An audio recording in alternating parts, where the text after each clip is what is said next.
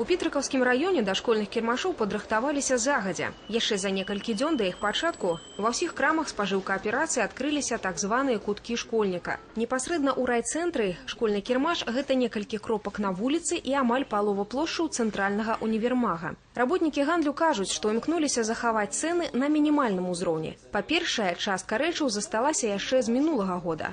По-другое, гандлёвые наценки минимальные. Мы можем и 50, и 60, но 30%, потому что если сделаем подороже, люди куда-то в другой магазин пойдут. Поэтому мы делаем до 30%, цены приемлемые, и люди покупают. Прыкладны кошт поўнай экіпіроўкі школьніка от 500 тысяч до 1 300 000. У залежнасці ад узросту і патрабаванняў школьніка да адзення і канцылярскіх прылад. Пры тым, што на тавары школьнага асартыменту можна зрабіць папярэднюю заявку. Гандаль обещает доставить все, что пожадает покупник. Заказываем костюмчики детские по размерах, по этому предварительных заявок. Есть журнал, и мы делаем заявочку, и в течение 10 дней это все выполняем.